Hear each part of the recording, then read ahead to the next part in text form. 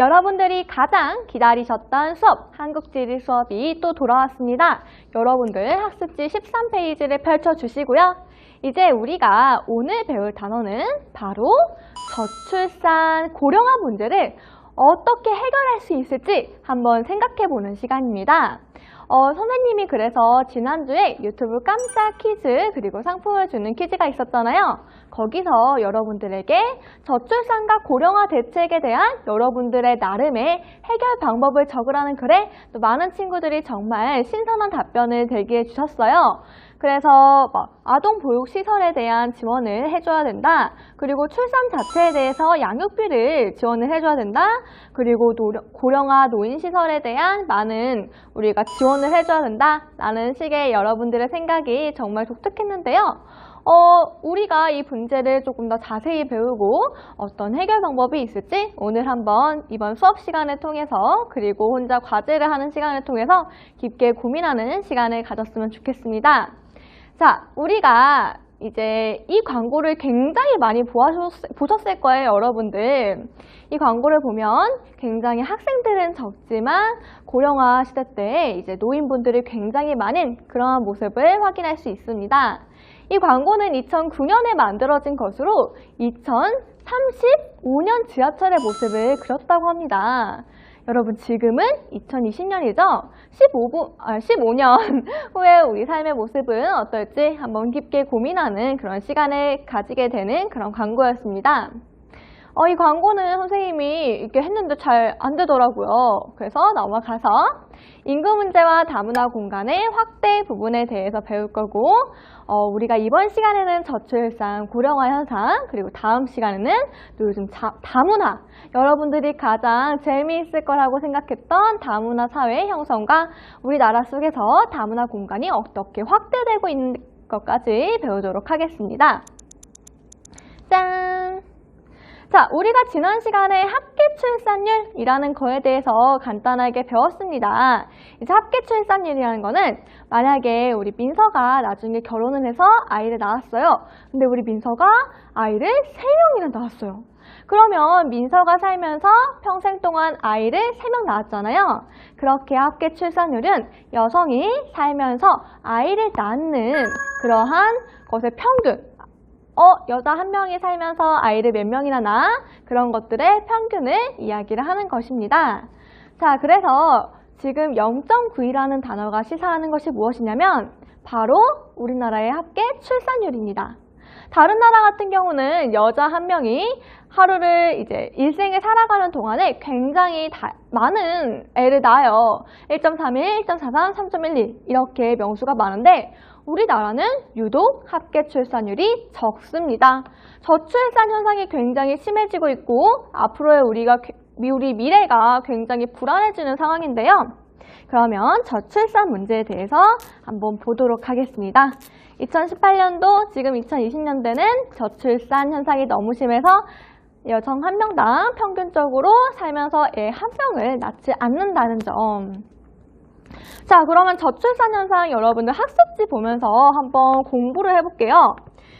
1965년대 6.25 전쟁이 끝나자마자 우리나라 사람들은 굉장히 아이를 많이 낳았습니다. 그런데 그때는 5.6명이라고 여기 적혀있죠. 그런데 1983년 이후 우리나라가 산업화 시대가 시작하니까 이제 더 이상 애를 낳을 필요가 없어진 거예요. 아휴, 애 낳는데 돈만 많이 들고 그렇게 낳을 필요가 없다라고 해서 2.1명 이하로 요즘에는 떨어졌습니다. 그리고 요즘에는 이제 2015년도에는 심지어 1.24명으로 굉장히 우리나라의 저출산 현상이 특히 심각하다는 것을 알 수가 있어요. 그래서 이제 그 밑에 선생님이 합계 출산율에 대해서 이야기를 했고 3번은 저출산의 원인에 대해서 이야기를 하고 있습니다. 왜 애를 안 낳을까요? 솔직히 저 같은 경우도 원래는 애를 정말 좋아해서 나는 애를 3명 낳고 싶다라고 생각을 했어요. 그래서 제가 한번 얘기를 했던 것 같지만 저의 꿈은 원래 24살, 지금 이 시점이죠. 24살에 결혼을 해서 애를 낳고 싶었는데 근데 이게 불가능해졌어요. 왜냐? 돈이 없어요. 돈이 없고 솔직히 애 한 명 키우는데 3억 정도 든다고 하는데 나는 그런 것들을 다 지원해줄 자신이 없고 애가 만약에 엄마 나 학원이 다니고 싶어요 라고 했는데 제가 돈이 없어서 물론 대부분 부모님들이 그러시겠지만 돈이 없어서 아이를 학원 보내지 못한다면 너무 마음이 아플 거예요. 그래서 내가 책임지지 못할 바에는 그냥 애를 낳지 않는 게 낫지 않을까. 그리고 선생님들 보면 제가 주변에서 이렇게 보면 아이를 가지고 계신 선생님, 그 다음에 임신하신 선생님 보면 너무 힘들어 보여요. 왜냐하면 일이랑 애 돌봄을 육아를 동시에 해야 된다는 게 진짜 힘들 것 같고 그리고 애를 낳으면 이빨이 있잖아요. 이가 막 떨린대요. 막 다 빠진대요. 몸이 되게 안 좋아진대요. 그래서 좀 두렵습니다. 그래서 과연 내가 애를 낳을 수 있을지 요즘 사회는 애를 낳았다 하면은 이 사람은 어느 정도 사는구나 뭐 이렇게 생각을 한다고 해요. 그래서 저출산을 이제 너무 심각해지는 거죠. 그래서 저출산의 원인을 한번 정리를 해보면 일단은 고용 불안. 내가 직장을 솔직히 저는 잘 잘리지 않아요. 왜냐 공무원이기 때문에. 근데 내가 만약에 회사원이었어요. 회사원이었으면 애 좀 낳고 오겠습니다. 그러면 그러면 2년 동안 당신의 공백기는 누가 책임질 거야? 라고 해서 솔직히 많이 잘립니다. 갔다 와도 눈치 줘요. 애 낳는다고 하면. 그래서 고용 불안 그리고 초혼 연령의 상승. 옛날에는 선생님 같은 조선시대 때는 선생님처럼 24살이면 애가 한 2~3명 있었어요. 솔직히 여러분들 나이에도 다 결혼을 했습니다. 조선시대 때 나이는요. 그리고 1960년대 때도 솔직히 여러분들 나이 때도 애가 있을 수 있고요. 저도 애가 있을 그런 나이였죠. 그런데 요즘에는 30살에 결혼해도 왜 이렇게 시집 빨리 가? 라고 이야기를 합니다. 그만큼 처음 결혼하는 초혼 연령의 상승이 있으니까 나이가 많이 있을 때 결혼을 하니까 애를 낳으려면 이제 건강이 좀 문제가 생기잖아요. 사실 20대 때 결혼을 해가지고 20대 때 애를 낳으면 그래도 좀 몸이 괜찮다고 합니다. 그런데 30살에 애를 낳고 40살에 애를 낳으면 너무 몸이 힘들다고 해요. 그래서 초혼 연령이 상승하면서 애를 조금 덜 낳게 되는 거고 그리고 미혼 인구의 증가. 자, 결혼도 하지 않습니다. 저도 이제 결혼을 하지 않는다는 친구들 굉장히 많고 여러분들은 또 어떻게 생각을 하세요? 여러분들은 결혼을 할 건가요? 안 한다는 친구들이 굉장히 많았어요. 아니면 결혼을 해도 애는 안 낳는다 라는 친구들이 굉장히 많거든요.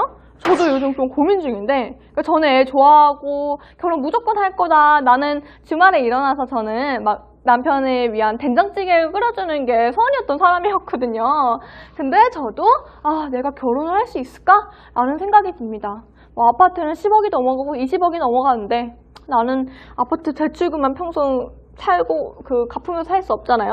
그 밖에도 제가 말씀드렸던 육아비용, 그다음에 결혼과 자녀에 대한 가치관의 변화 때문에 애를 잘 낳지 않는 그런 현상이 있습니다.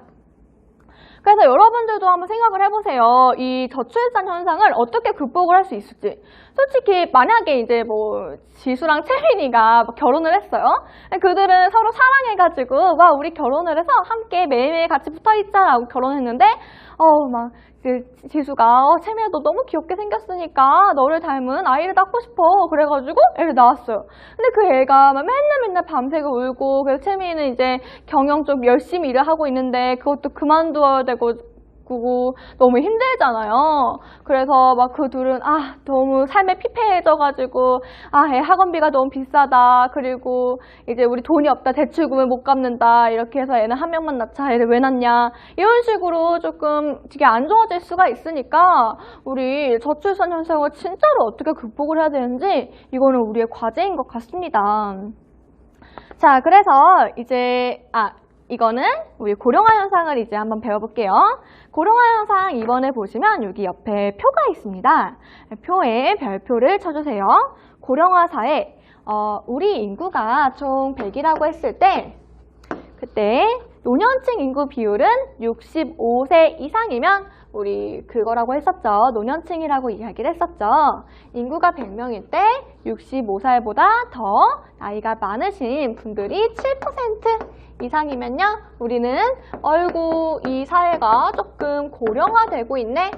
고령화 현상이라고 합니다. 그리고 14%가 넘어가면요. 진짜 많이 고령화 정도가 아니라 많이 조금 인구가 전체적으로 나이가 있구나. 그리고 20%가 넘으면요. 대박! 초고령 사회라고 이야기를 합니다. 그래서 이런 현상 잘 기억을 해주시고요. 우리나라는 보시면 프린트를 보시면 2000년 노년층 인구 비율이 7%를 넘어 2000년도에 고령화 사회에 이미 진입을 한 상태입니다. 그리고 2017년 굉장히 빠르게 고령 사회에 17년 만에 도달을 한 거죠. 굉장히 세계적으로 빠른 추세라고 이야기를 합니다. 초고령 사회도 곧 될 것 같은데요. 이러한 고령화 사회의 요인은 뭐냐? 사실 그때 제가 인구 변천 모형을 기억나시나요? 사망률이 막 툭 떨어지고 출산율이 막 올라가고 그 모형을 이야기했을 때 고령화 현상의 주된 연인은 먼저 여기 하면 보이려나요?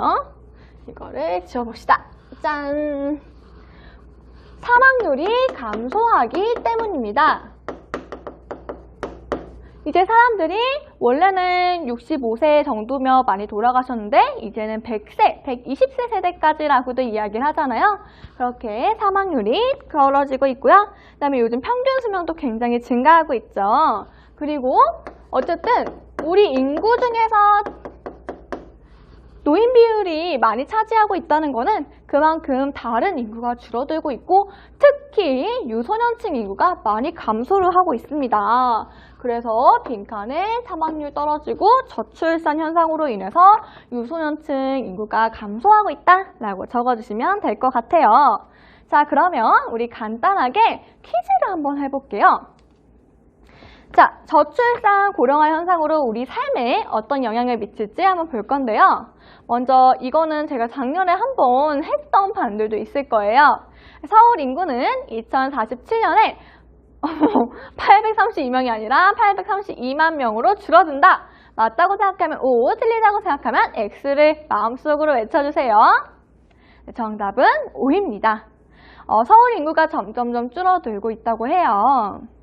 그리고 우리나라는 세계 첫 출산율 0명대를 기록을 했다. 네, 이거의 답도 O입니다. 우리나라 지금 합계 출산율 굉장히 낮은 수치 0.92라는 거 말씀드렸어요.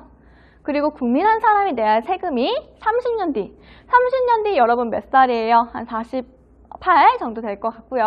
저도 54 정도 될 것 같은데 그때는 내야 될 세금이 3배로 급증한다.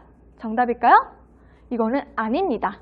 왜냐면 이거는 5배로 급장을 한다고 해요. 우리가 내야 될 세금이 5배. 막 끔찍한 사실이죠. 이대로 가면 국민연금은 2057년에 고갈한다. 이것도 맞습니다. 국민연금이 무엇이냐면 아시는 친구들은 아실 텐데 우리가 젊었을 때 내고 나중에 나이가 들으면 다시 받는 거예요. 일종의 보험이죠. 그런데 지금 너무 노년층들이 많다 보니까 지금 우리가 내고 있는 세금, 여러분들은 한 5년쯤 뒤에부터 내겠죠. 제가 내고 있는 세금을 노년층 분들이 받아가시는데 그분들이 너무 많아지게 되면 국민연금이 이제는 부족해집니다. 이러한 단점이 있고요.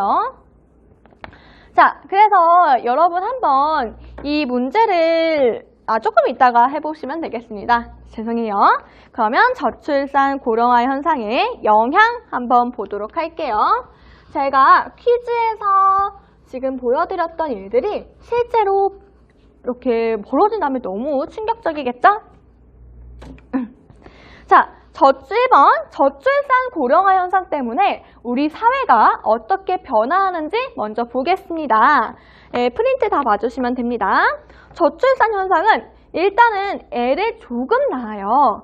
그래서 우리 인구 부양비 배웠던 거 기억나요? 인구 부양비, 총 부양비가 있고 유소년 인구 부양비가 있고 노년층 부양비가 있었죠. 그래서 그런 것들을 다 청장년층의 인구 분해, 이건 굉장히 중요합니다. 노년층 인구 곱하기 대기 노년 부양비라고 이야기를 했어요. 그래서 우리 사회에 노년층들이 많아지면 노년 부양비가 높아진다. 그리고 우리가 애를 많이 낳는 그런 아프리카 인도는 대신 유소년 부양비가 많다.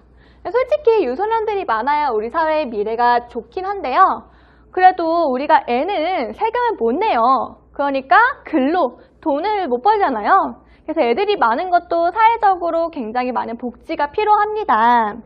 저출산 현상은 그래서 단기적으로는 유소년 부양비를 낮춥니다. 적어주세요. 유소년 부양비가 저출산 현상으로 인해서 낮아요. 그래서 우리가 일단은 그 애를 위해서 투자해야 되는 비용이 조금 낮아지죠. 좋다고 생각할 수 있지만 장기적으로 이 친구들이 나중에 커서 다 선생님처럼 돈을 벌잖아요. 그렇게 이거는 미래적으로는 장기 생산인구, 여기 미래 생산인구라고 적어주시면 되고요. 장기적으로는 미래 생산인구가 굉장히 감소해서 더 이상 돈을 벌 사람이 없어지는 거죠. 그리고 생산만 해요? 소비도 하죠. 제가 소비를 진짜 많이 하거든요. 맨날 먹는 거였어요. 소비 인구도 줄어들면서 생산과 소비 인구가 줄어들면서 유소년층이 없어진다는 것은 즉 저출산은 우리나라 경제에 큰 악영향을 주게 됩니다. 그리고 우리 사회가 또 어떻게 변화하냐면요. 두 번째, 노년층을 상대로 하는 실버 산업이 성장하게 됩니다. 지금 여러분들 제가 빈칸을 여기다가 적어주고 있거든요.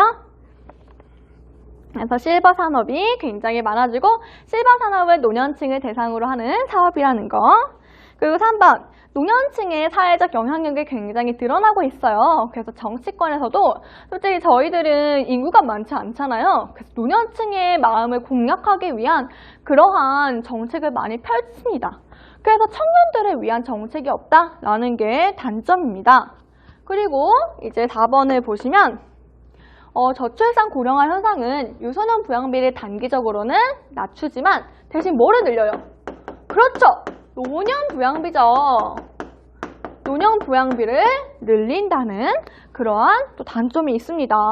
우리가 다 연금 내야 되는 거거든요. 그래서 솔직히 어떻게 되냐면 노년 부양비가 증가하고 국민연금을 내가 못 받는다고 생각하니까 약간 왜 나는 돈을 많이 못 받아? 하면서 솔직히 그분들은 취업도 굉장히 쉽게 했는데 나는 선생님 되게 취업 어려웠거든요.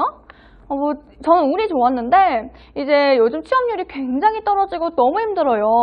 옛날에 1990년대는 회사에서 모셔갔대요. 4년제 대학만 나와도 취업이 굉장히 쉬웠는데 요즘에는 스카이 나온 제 친구들도 다들 취업이 힘들다고 하는 상황입니다. 코로나 때문에 더 힘들어지고요. 여러분도 솔직히 미안하지만 힘들 거예요. 그래서 세대 간 갈등이 발생하고 있고요. 그 결과 결국 6번이네요. 우리나라의 총 인구는 늘어나겠어요? 감소하겠어요? 애를 안 낳으니까 감소합니다. 2028년도부터 감소한다고 합니다. 자, 이렇게 해서 이제 우리나라 저출산 현상, 그 다음에 그 고령화 현상에 대해서 알아보았는데요. 여러분들 굉장히 심각한 거 느끼시죠? 솔직히 이 내용은 우리 초등학교, 중학교, 고등학교 다 배웠던 내용이라서 조금 익숙할 수도 있지만 이제는 우리 노년 부양비, 총 부양비라는 좀 색다른 개념으로 통계적으로, 채령이 주모, 통계적으로 분석할 수 있다. 그래서 미래의 그런 삶을 예측해 볼 수 있다. 그리고 우리 정책도 많이 배웠잖아요. 그런 정책들을 조금 더 잘 보는 게 특징입니다. 자, 그러면 다음 페이지 14페이지로 넘어가 볼게요. 14페이지를 보시면 인구 부양비라는 게 있어요. 우리 진짜 많이 배웠었죠? 얘기 많이 했으니까 그 답은 인구 부양비입니다. 여기 빈칸에 인구 부양비 써주세요. 자, 그러면 이러한 아까 이 내용들은 저출산 고령화로 인해서 무엇이 변화를 하는 거냐? 바로 사회가 변화하는 거였어요. 사회. 우리 사회가 이렇게 변화를 한다. 그런데 이러한 저출산 고령화 현상으로 인해서 사회가 변하는 것뿐만 아니라 우리 삶 공간도 지역적인 것도 많이 변화를 합니다. 그래서 이제 14페이지에서는 공간적으로 어떻게 변화를 하는지 주목을 해볼게요. 한번 읽어보시면 사실 외울 부분이라기보다는 이거는 이해를 하시면 될 것 같아요. 서술형은 또 이번에도 없으니까요. 먼저 저출산 현상으로 인해서 아기들이 많이 없어졌어요. 그러면 정부 입장에서는 아기들 많이 없네? 그러면 애를 위한 유치원보다는 노년층을 위한 양로원들을 많이 만들어야겠다라고 생각을 할 수 있습니다. 그래서 사회 기반 시설, 사회를 유지하기 위해 꼭 필요한 시설을 사회가 이 시설들에 기반을 하고 있다고 해서 사회 기반 시설이라고 하는데요. 저출산 현상으로 유소년층이 필요한 시설은 없어졌어요. 그런데 노년층이 필요한 시설은 굉장히 많아졌다는 게 특징입니다. 근데 유소년층이 솔직히 없다고 해서 이런 시설을 없애면 안 되겠죠. 그런데 잘 유지가 되지 않는 거는 사실이에요. 특히 도시는 그나마 나은데 농촌에 학교도 요즘 다 없어지고 있잖아요. 그래서 이제 제가 막 이제 강원도에 어떤 선생님들을 만났는데 그 선생님들은 전교생이 한 반에 5명, 그리고 전교생이 21명인가? 저희 많이 21명인데 전교생이 20명으로 굉장히 교육적인 시설들이 유지가 힘들 것 같다고 생각을 했어요. 그리고 특히 여러분 도시에는 그래도 노년층 분들이요. 그때 우리 어떤 거 배웠었냐면 노년층 비율들이 어디 지역에 가장 많은지를 지도로 봤던 거 기억하세요? 그래서 한반도가 이렇게 있으면 한반도 3호로 그리면 편합니다. 여기 서울이라든지 세종시 여기는 유소년층이 굉장히 많아서 유소년 부양비가 많았는데요. 여기는 이제 경북의 좀 시골 지역 있잖아요. 이 시골 지역은 굉장히 노년층들이 많이 사셨어요. 그래서 고령화가 빠르게 진행되고 있는 촌락 지역과 그런 지역에 노년층을 위한 시설들이 많았는데 거기에 인구가 점점점 없어지니까요. 거기는 인구가 소멸해서 안에 도시가 없어진다고도 이야기를 합니다. 그래서 두 번째 보시면요. 노년층을 위한 사회 기반 시설도 쇠퇴하거나 방치하는 등 정주 여건이 무엇이냐? 내가 살려면 이제 살고 정착을 하려면 다양한 것들이 필요할 거 아니에요. 그래서 노인분들이 살기 위해 필요한 병원이라든지 아니면 슈퍼라든지 은행이라든지 그런 것들이 다 촌락에 없어지고 있습니다. 왜냐? 인구가 감소하고 있기 때문에. 그리고 특히 여기 4번, 4번째 동그라미를 보시면요. 여기 지금 독거노인 얘기가 나와요. 적어주세요. 독거노인이나 노인 부부 세대가 주로 거주하는 지역은 솔직히 정부 입장에서 막 청장년층이 많거나 아니면 유소년층이 많은 데는 정부가 이렇게 신경을 씁니다. 그런데 독거노인층이나 그런 노인 부부 같은 경우는 그분들이 나 이게 필요하네 라고 말을 못하실 그런 정책 참여를 제대로 하기 힘드실 그러한 확률이 굉장히 커요. 그래서 저도 옛날에 이제 봉사 같은 거를 가면 노인분들이 정말 이 조그만 방 한 칸에서 너무 힘들게 살아가고 계시는 모습을 정말 많이 볼 수 있었거든요. 그래서 이러한 독거노인 분들이 많이 살고 계신 분들은 이제 좀 낙후가 되고 있습니다. 자, 반면에 어떻게 되냐면 우리 도시 있죠, 도시. 도시에는 아무래도 세금을 많이 내는 청장년층들이 많이 살다 보니까 도시의 사람들이 촌락에서 다 도시로 이동을 하고 있잖아요. 도시는 인구의 유입이 도시. 3번 정주 여건이 잘 갖추어진 대도시 지역의 변화를 보시면 도시는 인구의 유입이 정말 인구가 많이 와요. 그래서 촌락에 비해서 너무 도시는 살기 편해지는 거죠. 그리고 도시 내에서도 이제 같은 도시지만 특히 서울 같은 경우는 여러분들도 느끼셨겠지만 도봉구랑 강남구의 그런 인프라 자체가 정주 시설이죠. 정주 여건 자체가 굉장히 달라요. 도봉구에 백화점 없었잖아요. 그리고 강남 가면 진짜 좋은 병원들 많거든요. 그래서 도시 내에서도 보건 그리고 의료시설 다음에 소비 및 문화시설. 도봉구도 문화시설이 많이 부족하다고 우리 민정이라든지 다양한 친구들이 지금 우리 인문아카데미에서 도봉구에 쇼핑 문화센터가 필요하다, 문화시설이 필요하다 많이 연구를 했어요. 그래서 이런 의료나 문화시설들이 필요하다. 근데 그것도 도시에서도 조금 핵심 도시, 서울의 노른자 땅이라고 하죠. 강남이라든지 중구 그쪽으로 많이 치우쳐 있다라고 합니다. 그래서 또 마지막으로 어떤 시설 그게 있냐면요. 유소년층보다는 노인분들을 위한 문화시설이 많이 증가하고 있습니다. 왜냐? 노인분들이 많으니까요. 자, 그래서 이런 식으로 저출산 고령화 현상에 따른 공간 변화가 나타난다. 그리고 이제 탐구활동 해주시면 되고요. 여러분들, 자, 지금 여기까지 해서 저출산 고령화 현상은 어느 정도 마무리가 되었는데요. 우리가 현상에 대해서 배울 거니까 다음 수업 시간에서는 대책에 대해서 배울 겁니다. 그러나 그거를 하기 전에 계속 여기 있어서 거슬렸죠, 여러분? 이 문제를 한번 풀어볼 거예요. 이 문제를 이제 잠깐 멈춰놓고 여러분들이 풀어보시고 그러면 그거에 대한 답을 해줄게요. 한번 멈추고 풀어보세요. 이게 제일 어려운 문제예요. 한국지리에서 인구 부분에서 나왔을 때 제일 어려운 문제입니다. 정답 얘기해 줄게요. 정답은 니은이랑 리을이 맞아요. 정답이에요. 그게 왜 그러냐면 일단은 노령화 지수는 기억은 여러분들이 굳이 안 보셔도 될 것 같고요. 니은이 왜 맞냐면 총 부양비는 청장년층이 적을수록 총 부양비는 감소를 하겠죠. 죄송해요. 청장년층이 많이 늘어나면 총 부양비는 감소를 하겠죠. 그래서 1980년대를 한번 봐볼까요? 그리고 2010년대를 한번 비교를 해볼게요. 자, 그런데 1980년대는 유소년층이 굉장히 많았어요. 그런데 2010년도에는 유소년층이 굉장히 줄어든 거 볼 수 있었죠. 그렇다고 해서 막 노년층이 2050년만큼 많지는 않잖아요. 그래서 노년층과 유소년층을 다 더해봤을 때 오히려 더 줄어든 걸 확인할 수 있었죠. 그래서 니은은 맞고요. 리을 같은 경우도 노년 부양비 한번 우리가 청장년층 분의 노년층이라고 이야기를 했었잖아요.